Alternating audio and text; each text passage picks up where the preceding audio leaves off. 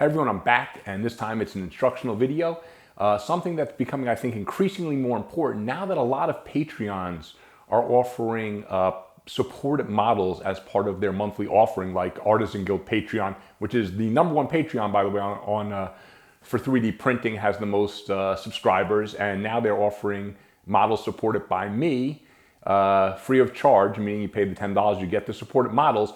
But a lot of other Patreons are also copying that and offering supported models now. So what's important to know is, how do you alter a supported model? Because let's be honest, it could be me making a mistake. I'm a human being. I do make mistakes.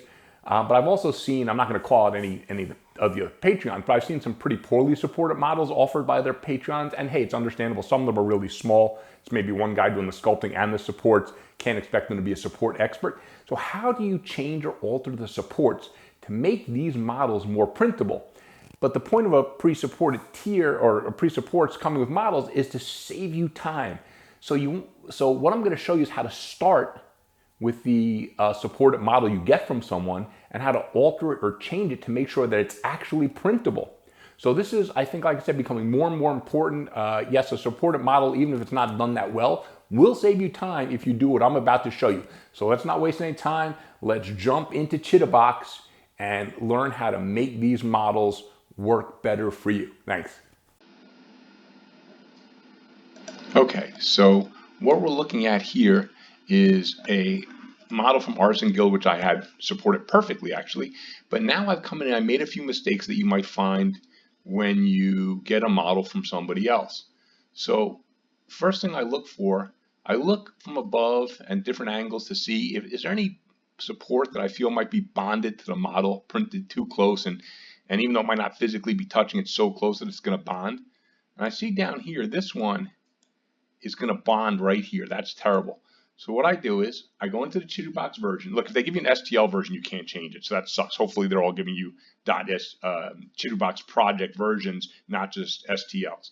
At Artisan Guild, they give you the STL file like this, the Chitubox version like this, as well as the STL file. So you can make these changes if you find an error.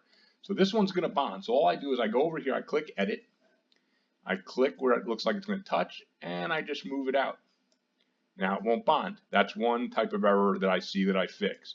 Then I'm looking around and I see, hey, this support up here, it's in the right spot. Look, it's supporting an island, but it looks really thin. So I find this on a lot of pre-support versions I get from other people, that there is a support in the right place, but for the amount of material it has to hold, it's too small. So what you do here is you don't even have to go in and remove this, right? You just click on edit, click on that thin part, come over to the right, and hit top where it says upper diameter. Just change that and watch what happens. I click up. Now, when I see it's the size I want, that's fine. Now look, it's a little awkward though, so I'm also going to change that lower diameter to something more normal. So now I've got to properly support it. This won't fail. Whereas with the light support that was there before, technically it's supporting the island it was supposed to, but it won't work. That arm would fail. It would be flat here.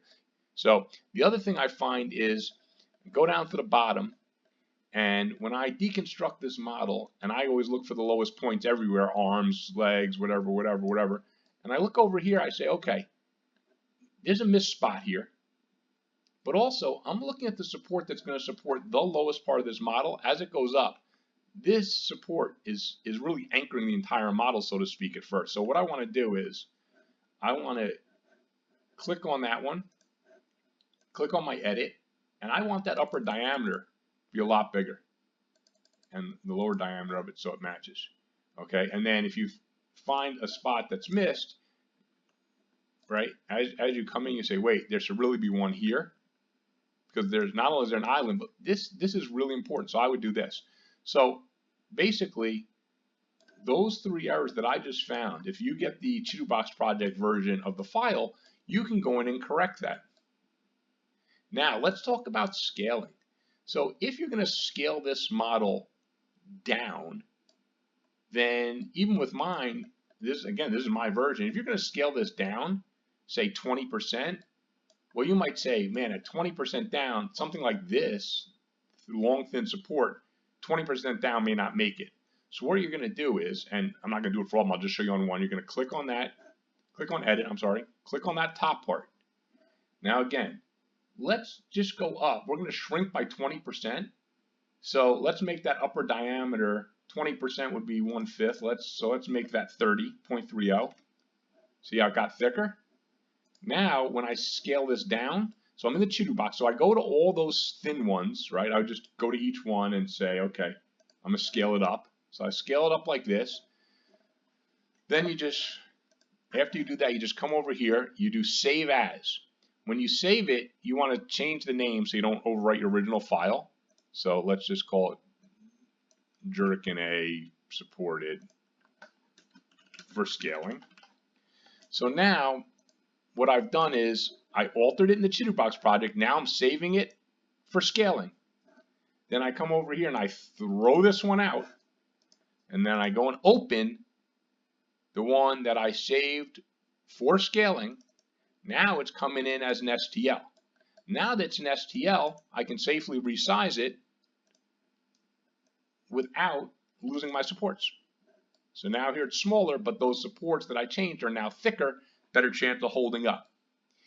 If you're scaling up instead, you want to go to some of the really big, thick supports and maybe thin them out a tiny little bit. You still want them to hold, but you don't want huge divot marks when you clean, when you go to remove the supports. So you can thin the really big ones if you're scaling up.